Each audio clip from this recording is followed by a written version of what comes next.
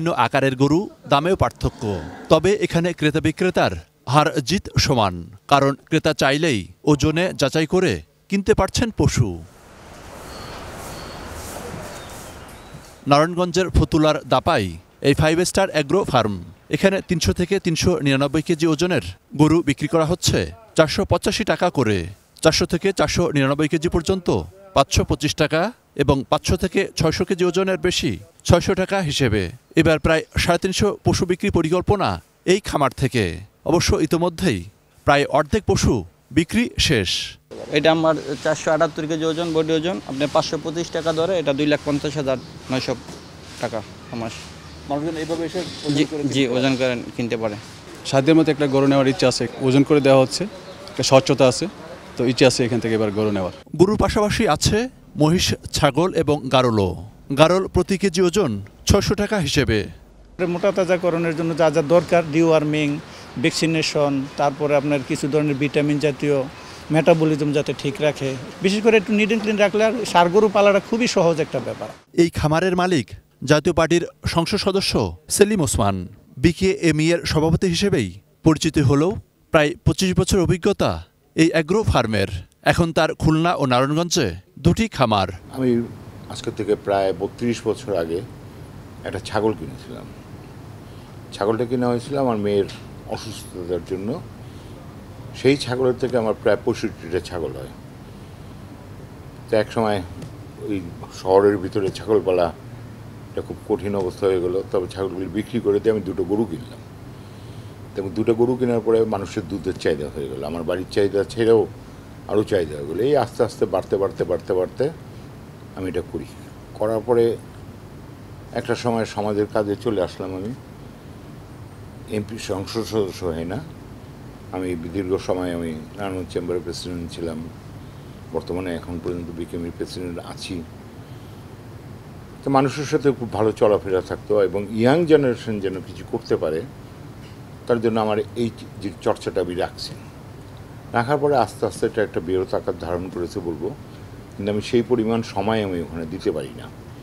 এক হচ্ছে সংসদ সদস্য হয়ে আমি সময় দিতে পারি না, আরেক হচ্ছে বিকেএমইর নানান কাজে সেটা আমি সময় দিতে পারি না, নিজের ব্যবসা বাণিজ্যের জন্য সময় দিতে পারি না, অতখানি সময় আমি দিতে পারিনি। তবে অনেক ছেলেরা উৎসাহিত হয়ে আমার কাছে অনেক প্রশ্ন করে যে কী করে করবো, কীভাবে জানবো, কীভাবে করবো। ওদেরকে দেখাতে আমি যতখানি শিখতে পেরেছি। আমার কোনো ট্রেনিং ছিল না। এক সময় আমরা গরুকে ভাতের ফ্যান খাওয়াতাম, সেই আমার বাপদাদার আমলের কথা, খ্যার খাওয়াতাম। এর বেশি গরু কিছু খায় এটা আমরা কল্পনাও করিনি। গরু মাঠে ছেড়ে দেওয়া হতো, কেউ সন্ধ্যার সময় গিয়ে ওটাকে ধরে নিয়ে আসতো, 2 বেলা গোয়াল এসে দুধ ধরে দিত। তখনকার গরুর পালা আর এখনকার গরুর পালা অনেক ডিফারেন্স, অনেক ডিফারেন্স। আমরা এই জাতের গরু ওই জাতের গরু বলে গরুকে অরিজিনালি যেই জাতেরই হোক কেন এটা বাংলাদেশি গরু করতে হবে। আমরা সেভাবে দুধের প্রক্রিয়াটা আমরা চালু করলাম। তারপরে আস্তে আস্তে বাছুর ডেভেলপ হলো। তারপরে 25 বছর ধরে, অলমোস্ট 25 বছর ঊর্ধ্বে, তো 25 বছর ধরে এই বাছুরগুলি ষাঁড় বাছুর যেগুলি হলো এগুলিকে আমরা লালন পালন শুরু করলাম। লালন পালন শুরু করে আমরা এটাকে কোরবানির সময় আমরা সেল করলাম।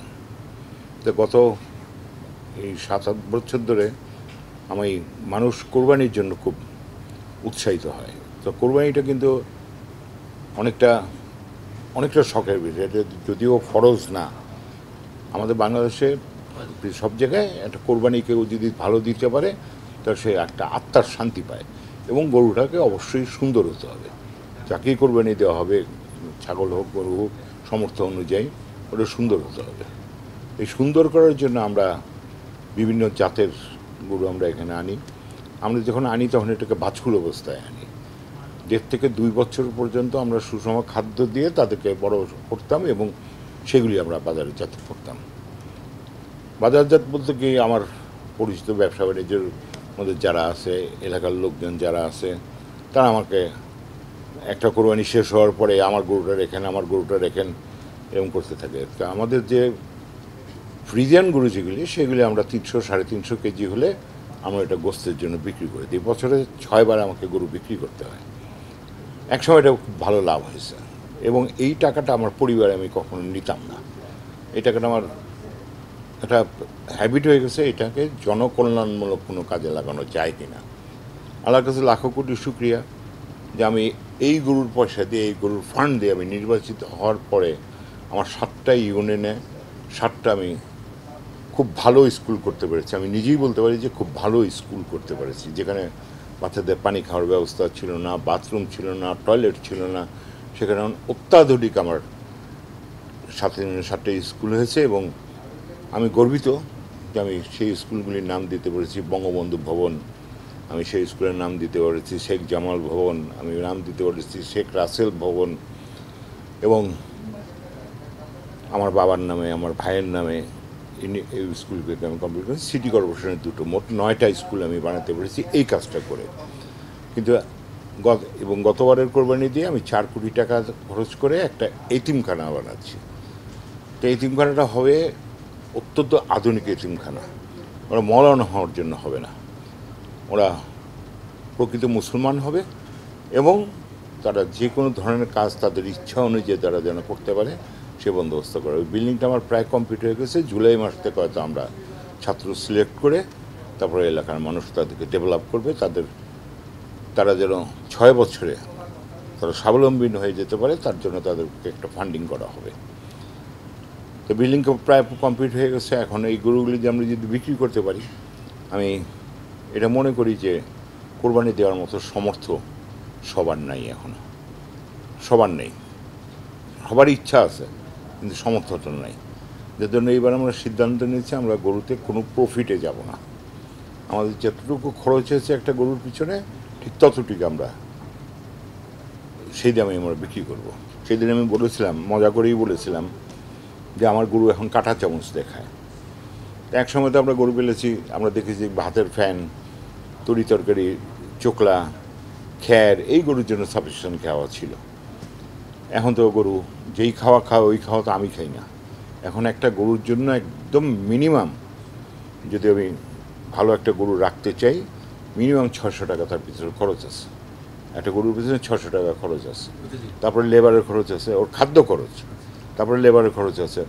এখন যদি আমি এই খরচটা করে, আমি তো প্রতিদিন 1 কেজি করে পাবো না, 700 গ্রাম থেকে 800 গ্রাম হলিস্টাইন ফ্রিজিয়ানগুলি আমরা 1 কেজি করে পাই, কিন্তু মাংসের দাম তো সেটা না।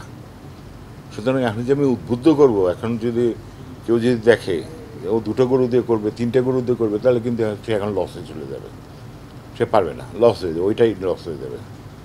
কিন্তু যারা নাকি অনেক দিন ধরে করছে, অনেকগুলি গরু আছে, তারা হয়তো লেবার কস্টের মাধ্যমে একসাথে অনেক মাল কিনে খাদ্যদ্রব্য যেটা আছে আমরা হয়তো 3 মাস, 4 মাস, 5 মাস এটা কিনতে পারি, কিন্তু সবার পক্ষে তো এটা সম্ভব হবে না। তা বাজারের দামের কোনো নিয়ন্ত্রণ নেই, এটা একটা হয়েছে। আবার এইবারে অতিরিক্ত গরমে আমার জমিতে ঘাস নেই। মনিরুল ইসলাম ইন্টু, ATN news, Fatullah, Narayanganj. Finish আসলে একটা জিনিস, সস্তায় বস্তাপতা জিনিস, স্পার্টা চিনে ফিনিশ।